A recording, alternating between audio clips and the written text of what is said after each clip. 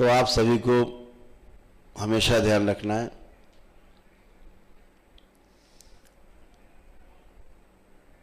कि व्यवस्था को समझने में सुख है। तंत्र एक व्यवस्था है, व्यवस्था दर्शाता है। आज आपके दरबार के पास वो शक्ति है, वह शक्ति पूरी सृष्टि से इस दरबार में है, एकत्रित है। सब बड़े से बड़े महागुरु इस दरबार में उपस्थित हैं आपको दिशा की तरफ आगे बढ़ाने के लिए, अनुभव कराने के लिए। सब महागुरु हैं ही।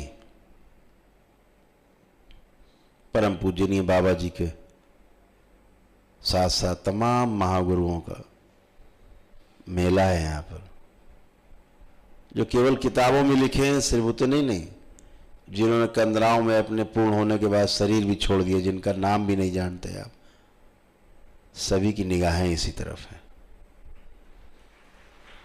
आपकी तरफ है, आपकी संभावनाओं की तरफ है।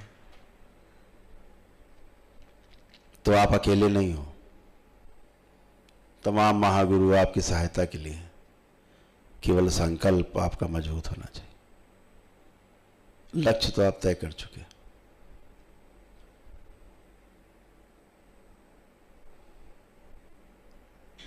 यह शक्ति दरबार की आपकी कुंडलिनियों को क्षण में खोल सकती है, क्षण में बंद कर सकती है। क्षण में कुंडलिनी आपकी व्यवस्थित कर सकती है। जब तक कुंडलिनी व्यवस्थित नहीं होती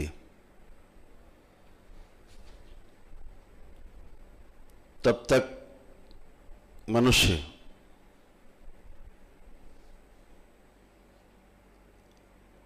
अपनी अनुभव की यात्रा को शुरू नहीं कर सकता। और दरबार सबसे पहला यही कार्य करता है कि आपके संकल्प होते ही, करते ही सबसे पहले आपकी कुंडलिनी को मजबूत करता है, दिशा देता है, ताकतवर बनाता है, निरोगी बनाता है, प्रकाशित करता है।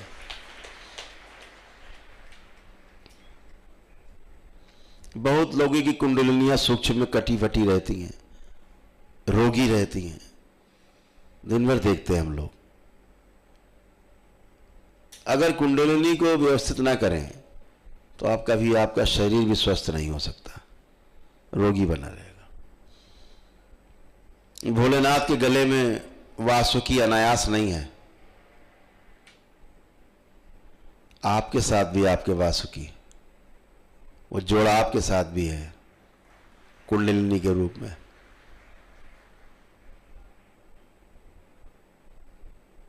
सब में है, प्रतीक है।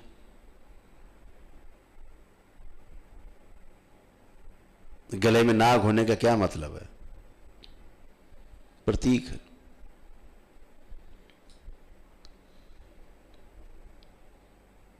हमारे महापुरुषों ने प्रतीक चिन्ह बनाए कि आपको हमेशा समय समय पर ध्यान आता रहे।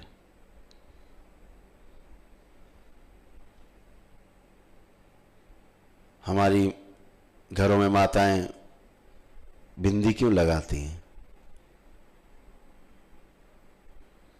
माथे पर बिंदी लगाने का क्या महत्व है? अनायास नहीं है। तमाम रूढ़िवादी लोग, दूसरे मजहब के लोग मजाक उड़ाते हैं कि वो माथे में चिपका लिया गोल गोल, हमारे यहाँ तो लगाते नहीं। तो अंदर से आवाज आती है तुम उसके बारे में जानते ही नहीं, इसलिए लगाते नहीं।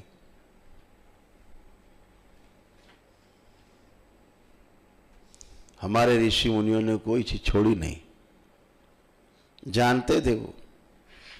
इस मानव मन को बहुत अच्छे से उन्होंने समझा है।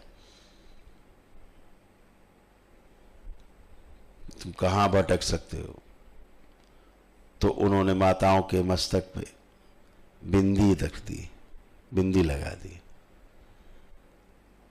और हम लोगों से कहा तिलक लगाओ। हमारे मस्तक पे तिलक लग गया। गृहस्थ जीवन में जब जब धर्म पत्नी के मस्तक पर बिंदी दिखेगी तब तब आपको आपका अपना आज्ञा चक्र, आपका शिवनेत्र याद आए। इसलिए वो मस्तक पे बिंदी है उनके कि लक्ष्य तुम्हारा इधर है, खो मत जाना। इसलिए पत्नी के मस्तक पर एक बिंदी रख दी। ये है तुम्हारा लक्ष्य, जो तुम्हारा अपने मस्तक पर ध्यान देना है, अपने आज्ञा चक्र पर ध्यान देना है, ज्ञान अर्जित करना है, शिवनेत्र पर ध्यान देना। छोटी छोटी चीजें रखी उन्होंने। मांग में सिंदूर क्यों भरा,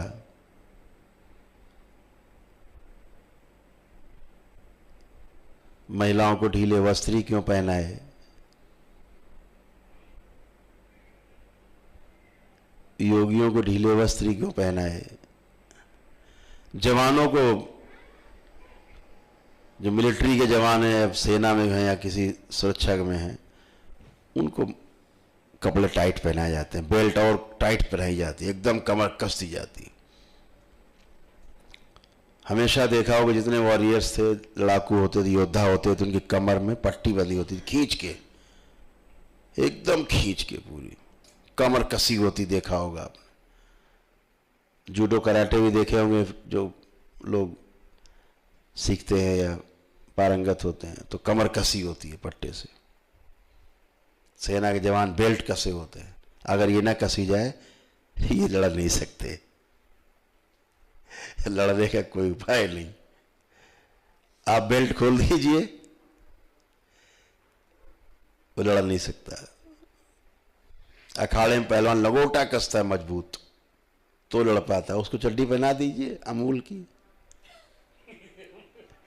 नहीं लड़ पाएगा, नहीं लड़ सकता है। कमर कसी होनी चाहिए। तो लड़ने के लिए शरीर कसा होना जरूरी, महसूस होना जरूरी। ध्यान के लिए, साधना के लिए ऐसा लगे कि वस्त्र ही नहीं है शरीर पर, ऐसा होना चाहिए। तो दोनों तरफ हमारे ऋषि मुनियों ने, हमारे महापुरुषों ने बहुत काम किया इस पर, और हमें सब कुछ दे गए, कुछ छोड़ा नहीं, कुछ बचा नहीं। तो हमें सब अपने ऋषि मुनियों के बताए हुए मार्ग पर चलना है, उसका पालन करना है। निश्चित रूप से लक्ष्य आपकी प्रतीक्षा कर रहा है, और दरबार की शुभकामनाएं आप सभी के लिए हैं कि आप लक्ष्य प्राप्त करें। दरबार के वीडियो में वो शक्ति है कि अगर आपके अंदर आस्था, विश्वास, श्रद्धा है, वीडियो देखते देखते आप स्वस्थ हो जाते हैं।